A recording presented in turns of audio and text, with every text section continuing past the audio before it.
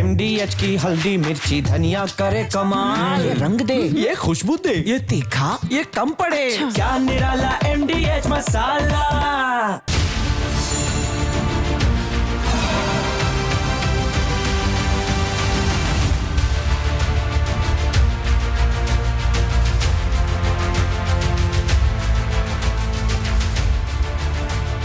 नमस्कार, मैं हूं विवेक और आप देख रहे हैं राष्ट्र सर्वोपरि।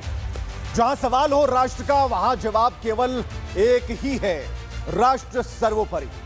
जब बात देश की हो, बात आस्था की हो, बात कानून व्यवस्था की हो, तो फिर कोई भी समझौता स्वीकार नहीं होता।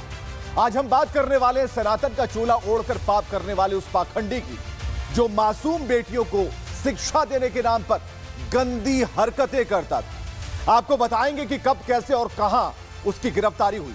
इसके साथ बात होगी यूपी के सीएम योगी आदित्यनाथ की तीसरी चेतावनी की, जिसमें एक बार फिर अराजक तत्वों को सबक सिखाने की चेतावनी दी गई। और आखिर बात होगी पिटता पाकिस्तान की, जो एक बार फिर यूएन में भारत के हाथों जमकर पिटा। आइए शुरू करते हैं राष्ट्र सर्वोपरि। शुरुआत करने जा रहे हैं उस पाखंडी की गिरफ्तारी से, जो अपने संस्थान में पढ़ने वाली लड़कियों से अश्लीलता करता था, जिसने अवैध साम्राज्य बना रखा था। लेकिन अच्छी खबर यह कि चैतन्यानंद को गिरफ्तार कर लिया गया है, जो एक होटल के कमरे में ऐश फरमा रहा था।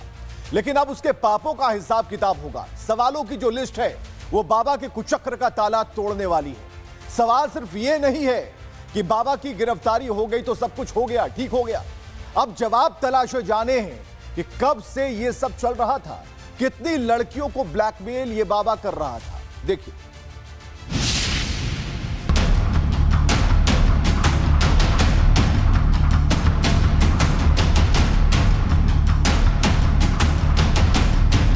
सत्रह छात्राओं के साथ अश्लील हरकत करने वाला डर्टी बाबा चैतन्यानंद का छुपा छुपाई वाला खेल खत्म हो गया। होटल के कमरा नंबर 101 से डर्टी गेम का मास्टरमाइंड आखिरकार पकड़ा गया।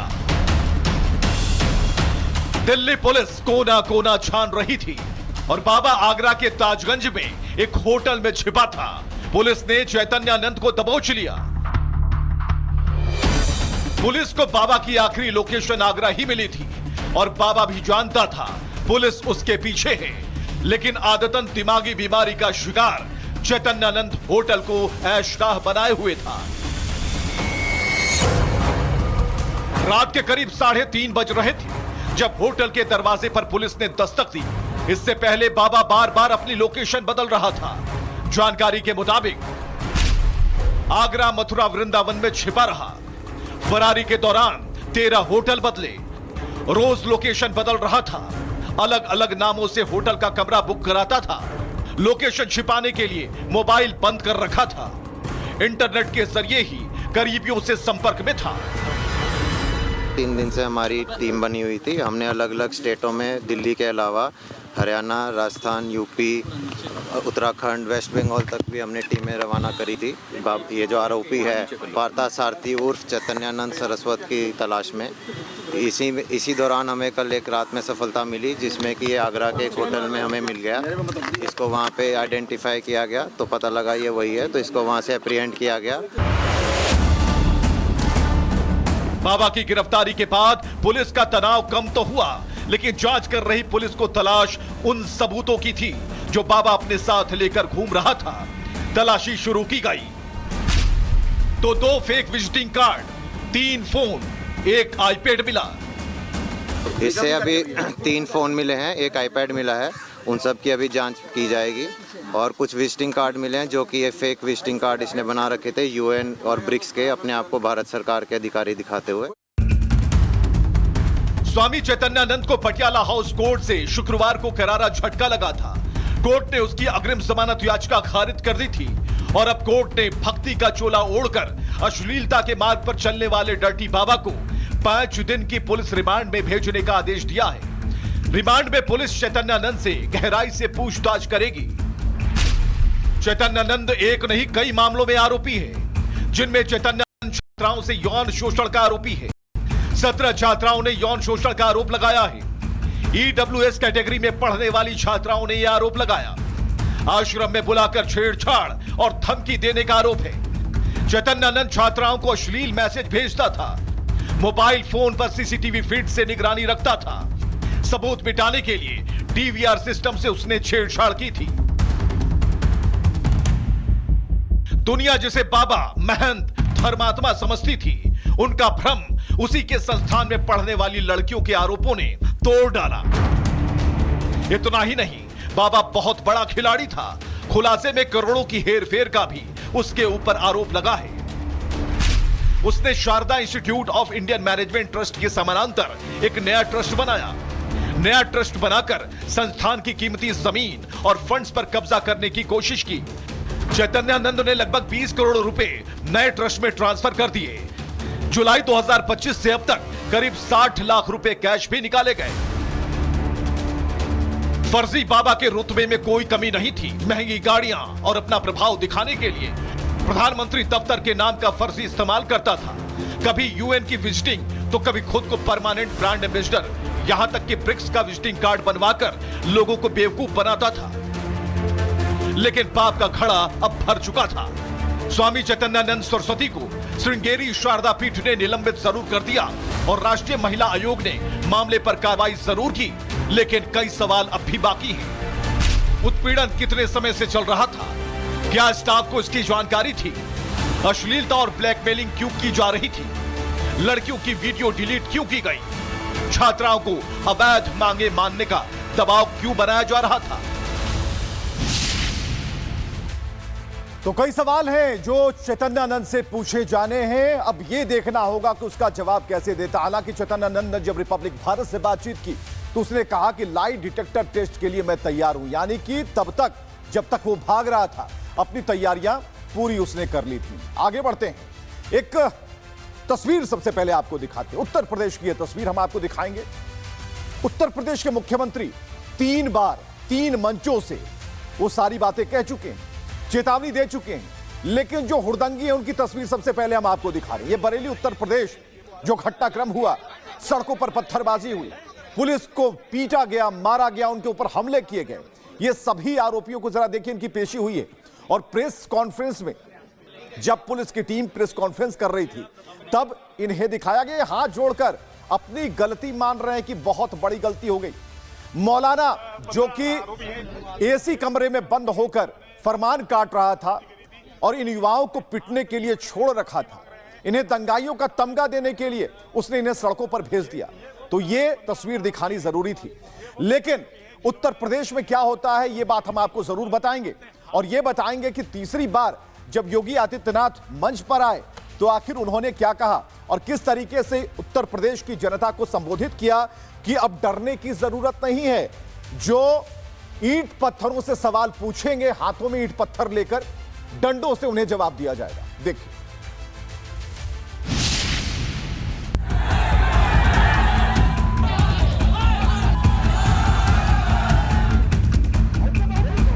कभी कभी बुरी आदतें जाती नहीं लोगों की, तो उसके लिए उनकी डेंटिंग पेंटिंग करवानी पड़ती है कायदे से। कर्फ्यू का सबक तुम्हें ऐसा सिखा देंगे कि तुम्हारी आने वाली पीढ़ी दंगा करना भूल जाएगी।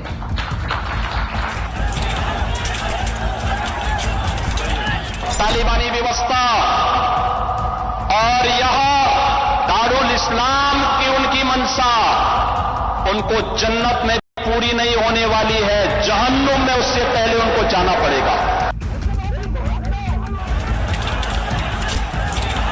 अगर अराजकता पैदा करने का और उपद्रव पैदा करने का कुत्सित प्रयास किया तो मान करके चलिए ये रास्ता उनका सीधे नरक में जाने का होगा, सीधे नरक में। योगी के 3 बयान, दंगाइयों का काम तमाम। समझदार के लिए इशारा काफी होता है, लेकिन योगी के इशारे को जो ना समझे वो सरासर बेवकूफ होता है। मौलाना ने बयान दिया, बयान देकर तौकीर रजा ने मुस्लिम युवाओं को भड़काया और यूपी के शांत माहौल को दहलाने की साजिश रची। लेकिन योगी का लॉ एंड ऑर्डर वाला डंडा सुदर्शन चक्र की तरह जब चला तो दंगाइयों की पीठ पर शांति का निशान उभर आया। पुलिस का एक्शन उस नापाक रिएक्शन पर ऐसा बरसा कि मौलाना तो मौलाना, उनकी 7 पुश्तें भी याद रखेंगी कि यूपी में किसकी सरकार थी। योगी के राज में दंगा फसाद और कर्फ्यू की कोई जगह नहीं है। शांति में खलल तो फिर योगी की दखल के लिए तैयार रहना होगा।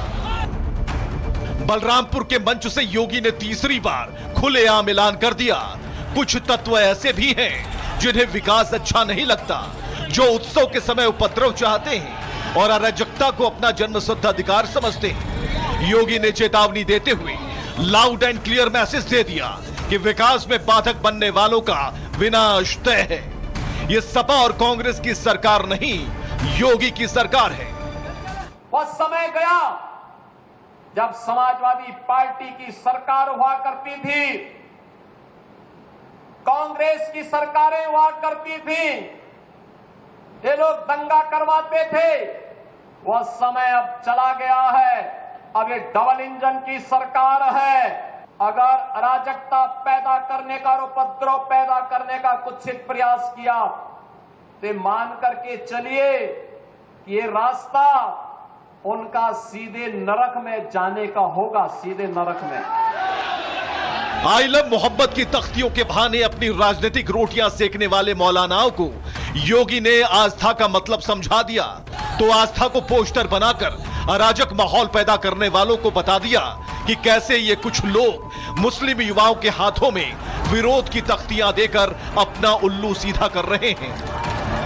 छोटे छोटे बच्चों को जिनके हाथों में कलम होनी चाहिए, जिनके हाथों में नोटबुक होनी चाहिए, जिनके हाथों में विज्ञान और गणित की पुस्तकें होनी चाहिए, उनके हाथों में आई लव मोहम्मद का पोस्टर देकर के, तख्तियां देकर के समाज में अराजकता पैदा करने का कार्य कुछ लोग कर रहे हैं। इनको यह भी नहीं मालूम कि उनकी जिंदगी तो बर्बाद है ही है, लेकिन इन बच्चों की भी जिंदगी को ये लोग बर्बाद करने पर उतारू हो रखे हैं। लेकिन सरकार इस प्रकार की अराजकता को कतई स्वीकार नहीं करेगी। ये साफ संदेश भी था और योगी का स्टाइल भी। राज्य के कोने कोने से योगी फिलहाल समझा रहे हैं, लेकिन जो समझकर भी ना समझ बनने की नौटंकी करेंगे, उनके लिए बिना मांगे जहन्नुम की टिकट काटने से योगी परहेज नहीं करने वाले। और उस गैंग के लिए तो बिल्कुल नहीं जो बेटियों को निशाना बनाते हैं। राज्य और राष्ट्र की सुरक्षा योगी के लिए सर्वोपरि है। सरकार इस प्रकार की अराजकता को कतई स्वीकार नहीं करेगी, कतई स्वीकार नहीं करेगी। और जिसने भी कानून को हाथ में लेने का प्रयास किया, जो भी बेटी की सुरक्षा पे सेंध लगाने का कार्य करेगा, और जो भी व्यापारिक प्रतिष्ठानों में आगजनी करने का दुस्साहस करेगा, जो भी पर्व और त्योहारों में उपद्रव करेगा, उसको हम पहले से इस बारे में कह देंगे कि उसको बिना मांगे जहन्नुम में जाने का टिकट हम काट करके दिला देंगे। नवरात्र में देवी की पूजा और अधर्म पर धर्म की जीत का परचम बाबा लहरा रहे हैं। बता रहे हैं कि ये उत्तर प्रदेश है। फिलहाल बरेली बवाल के बाद अब हर तरफ शांति का माहौल है और बाबा का सख्त संदेश भी कि सवाल हाथों में पत्थर लेकर पूछे जाएंगे तो जवाब भी लाठियों से मिलेगा, क्योंकि यूपी में कट्टरपंथ नहीं, कानून का राज है और जन सरोकार ही सर्वोपरि है। मौलाना जी ने जो बयान दिया है उसके लिए मैं कहना चाहता हूं कि भूखों को गोली, लंगड़ों को हथियार पिलाए जाते हैं, सूखे कंटों से जिहादी नारे लगवाए जाते हैं।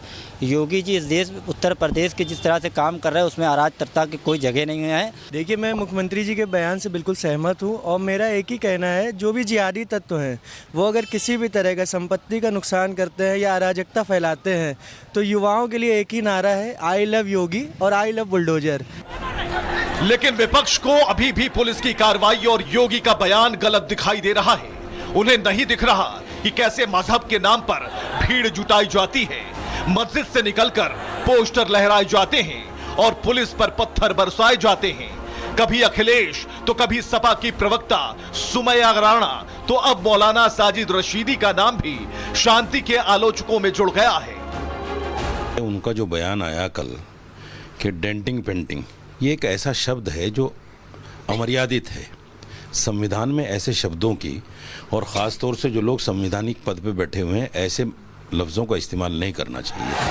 फर्क नहीं पड़ता कौन क्या कहता है, जब उद्देश्य तय हो और योगी का उद्देश्य कानून व्यवस्था को बनाकर रखना है, प्रदेश की जनता को सुरक्षा देना है, यही वचन है योगी का शासन।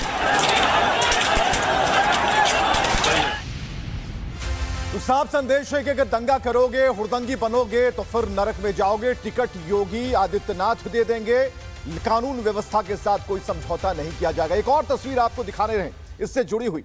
देखिए, योगी 3 मंचों पर एक ही बात बार बार कह रहे थे।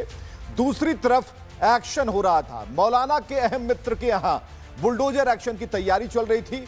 उन जगहों को सील किया जा रहा था जहां के बारे में यह जानकारियां मिल रही थी कि यहां बैठकर जो साजिशन, जो इरादे हैं, उसे अमल में लाने की तैयारियां चल रही हैं। तो दंगाइयों को एक तरफ योगी का अल्टीमेटम, दूसरी तरफ दंगाबाजों पर एक्शन। जिन्होंने भी मदद पहुंचाई उनके ठिकानों को उत्तर प्रदेश प्रशासन सील कर रहा है। उससे जुड़ी हुई ये तस्वीरें बता रही हैं कि योगी का मकसद, योगी का उद्देश्य बस एक ही है और वो है राष्ट्र सर्वोपरि, जन सर्वोपरि। तो फिलहाल ये तस्वीरें याद रखनी चाहिए उन दंगाइयों को कि किस तरीके से आपके ऊपर भी अगर आपने कोशिश की तो फिर दिक्कत होगी। मौलाना तौकीर रजा के करीबी पर एक्शन हुआ है। बरेली विकास प्राधिकरण ने कार्रवाई की है। तौकीर रजा के करीबी आरिफ का यह होटल था जिसे सील कर दिया गया। पीलीभीत रोड पर यह आरिफ का होटल है जिसे सील करते हुए जो अधिकारी हैं वो यहां पर नजर आ रहे हैं। चलिए, तो एक्शन तो हो रहा है। पाकिस्तान पर भी एक्शन हुआ था। भारत ने बड़ा एक्शन लिया, ऑपरेशन सिंदूर। कोई नहीं भूल सकता, पूरी दुनिया नहीं भूल सकती, लेकिन पाकिस्तान बहुत जल्द भूल गया है। पाकिस्तान के बारे में यही कह सकते हैं कि रस्सी जल गई लेकिन ऐंठन नहीं गई।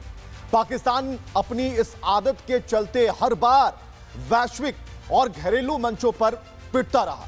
इस बार संयुक्त राष्ट्र महासभा में शहबाज शरीफ ने अपनी पीठ ठोकी थी, लेकिन जब भारत की बारी आई जवाब देने की तो शहबाज को ऑपरेशन सिंदूर से लेकर अपने ध्वस्त हो चुके ठिकाने याद आने लगे। एस जयशंकर ने पाकिस्तान को आतंकवाद का एपिक सेंटर बता दिया और आतंकिस्तान को उसकी औकात बता दी।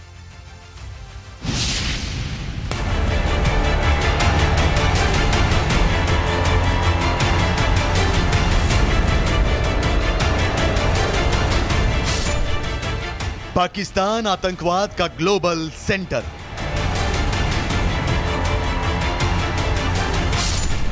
अपने मुंह मियां मिट्ठू बना पाकिस्तान। यूएन महासभा में पाकिस्तान की फजीहत। बीते शुक्रवार को पाकिस्तान के प्रधानमंत्री शहबाज शरीफ यूएन महासभा में कई बार भारत का नाम लेकर तीखा हमला करते नजर आए। हालांकि उनके सारे हमले उनके चाइनीज हथियारों की तरह खोखले निकले। शहबाज ने महासभा में कहा कि पाकिस्तान ने भारत के साथ युद्ध जीत लिया है और अब वो शांति चाहता है। भारत ने इस सवाल का जवाब देने के लिए राइट टू रिप्लाई का इस्तेमाल करते हुए बड़े ही ठोस ढंग से पाकिस्तान को समझा दिया कि अगर तबाह रनवे और जले हुए हैंगर्स पाकिस्तान के लिए जीत हैं, तो पाकिस्तान इसका आनंद ले सकता है। वैश्विक मंच पर पाक की नापाक सोच और अपने मुंह मियां मिट्ठू बनने की आदत को भारत ने सिरे से खारिज कर दिया। India has confronted this challenge since independence, having a neighbor that is an epicenter of global terrorism. आपको बता दें कि भारत की तरफ से विदेश मंत्री एस जयशंकर ने यूएन महासभा को संबोधित किया। उन्होंने पहलगाम आतंकी हमले की निंदा से अपने भाषण की शुरुआत की और पाकिस्तान की तुलना में ठीक उलट बिना नाम लिए पाकिस्तान को आतंकवाद का सेंटर बताया। विदेश मंत्री ने कहा कि वहां दशकों से आतंकवादियों का खुलेआम गुणगान किया जाता है। दुनिया में होने वाले सभी बड़े अंतर्राष्ट्रीय आतंकवादी हमलों की जड़ें उसी देश तक जाती हैं। जयशंकर ने आतंकवाद की फंडिंग रोकने और आतंकी ढांचों को खत्म करने की बात कही। उन्होंने कहा कि आजादी के बाद से ही आतंकवाद भारत की सबसे बड़ी समस्या रही है, लेकिन भारत आतंकवाद के खिलाफ हमेशा से प्राथमिकता से लड़ता आया है और आगे भी लड़ेगा। विदेश मंत्री एस जयशंकर ने यूएन में पूरी दुनिया के देशों को कहा कि आतंकवाद विश्व के विकास के लिए बड़ा खतरा है। आतंकवाद एक साझा खतरा है, इसलिए अंतर्राष्ट्रीय सहयोग इसके खात्मे के लिए बहुत जरूरी है। जयशंकर ने दुनिया को आतंक के असली खतरे से बचाने के लिए कहा। जो देश आतंकवाद को बढ़ावा देने वाले राष्ट्रों को छूट देंगे, वही आतंकवाद उनके लिए बड़ा खतरा बनकर लौटेगा। जयशंकर ने साफ साफ शब्दों में दुनिया के सभी नेताओं को आतंकवाद के अंजाम को लेकर चेतावनी देते हुए कहा कि आतंकवाद को पालने वाले इसका अंजाम खुद भुगतेंगे। आपको बता दें कि बीते दिनों पाकिस्तान के प्रधानमंत्री और फील्ड मार्शल आसिम मुनीर ने डोनाल्ड ट्रंप से करीब 90 मिनट तक बातचीत की थी और ट्रंप आतंकिस्तान के फील्ड मार्शल से गलबहियां करते नजर भी आए थे। दरअसल जयशंकर का आतंकवाद को पालने वाला बयान इसी गलबहियां से जोड़कर देखा जा रहा है। India has confronted this challenge since independence, having a neighbor that is an epicenter of global terrorism. For decades now, major international terrorist attacks are traced back to that one country. UN's designated lists of terrorists are replete with its nationals. आपको बता दें कि जब शहबाज शरीफ और field marshal Asim Munir Trump से मुलाकात कर रहे थे, उस वक्त बलोच विद्रोहियों ने पाकिस्तान को 11,000 वोल्ट का झटका दे दिया। बलूचिस्तान में बलोच सुरक्षा और रक्षा बलों ने 2 खनिज भंडार सुराब और कलात में पूरी तरह से अपना नियंत्रण कर लिया। बलोचों ने राष्ट्रीय राजमार्ग पर चेकपोस्ट बना लिए और 2 पाकिस्तानी सैन्य वाहनों को कब्जे में कर लिया। इसके साथ ही हथियार और आपूर्ति सामग्री भी जब्त कर लिया। जहां एक तरफ अमेरिका में पाकिस्तान के प्रधानमंत्री ट्रंप के साथ बैठकर बलूचिस्तान से मिनरल्स निकालने की डील कर रहे थे, तो वहीं बलूचिस्तान में बलोच आर्मी ने पाकिस्तान का नियंत्रण ही उस पर से खत्म कर दिया है। धीरे धीरे पाकिस्तान के लिए बलूचिस्तान का दरवाजा लगातार बंद होता जा रहा है। पाकिस्तान के नेताओं और सेनाओं का नियंत्रण लगातार बलूचिस्तान से कम होता जा रहा है। आपको बता दें कि बलोच लगातार पाकिस्तान से अपनी आजादी के लिए आंदोलन कर रहे हैं। बलोच लिबरेशन आर्मी पाकिस्तान सेना से जंग लड़ रही है और जहां भी पाकिस्तान की आर्मी दिखती है वहां उन पर हमला कर देती है। पाकिस्तान से अपना ही घर संभाला नहीं जा रहा, लेकिन उसकी नजर आतंकवाद को भारत सहित दुनिया के अलग अलग जगहों पर फैलाने, मानव बम और आतंकी हमला कराने में लगी हुई है। तो बलूचिस्तान में वो इंटरेस्ट अपना दिखा रहा है। जिस तरीके से उसको एक एयर बेस चाहिए यहाँ पे किसी भी हालत में, बगराम एयर बेस अफगानिस्तान के साथ शायद उसको एक ऐसा रिस्पांस नहीं मिला अफगानिस्तान से, तालिबान से, तो अभी वो पाकिस्तान से ये चीज़ हासिल करवाएगा। पाकिस्तान में एक एयरबेस की मुझे पॉसिबिलिटी नज़र आती है। ये जो मीडिया रिपोर्ट्स आ रही हैं, सीक्रेट मीटिंग, ये कुछ नहीं है। ये बेसिकली ये काउंटर टेररिज्म का मुद्दा लेके अमेरिका यहाँ पे बैठना चाहता है। कुल मिलाकर कहें तो पाकिस्तान जहां वैश्विक मंच पर पिट रहा है, तो वहीं अपने घर में भी पिट रहा है। पाकिस्तान की आतंकी सोच ने उसे हर जगह एक मजाक बनाकर छोड़ दिया है। उसकी जनता दाने दाने के लिए मोहताज हो गई है और वो दिन दूर नहीं दिखता जब पाकिस्तान में फिर से सैनिक शासन होगा और अराजकता। Bureau report, Republic Bharat. तो आज के लिए राष्ट्र हित सर्वोपरि में बस इतना ही। आपका हित, हमारा हित, हमारे राष्ट्र का हित सर्वोपरि है और आप जहां भी रहें अपनों के साथ रहें, तंदुरुस्ती के साथ, बुलंद आवाज के साथ, बस यही गुणगान कि हमारा राष्ट्र सर्वोपरि है। शुक्रिया।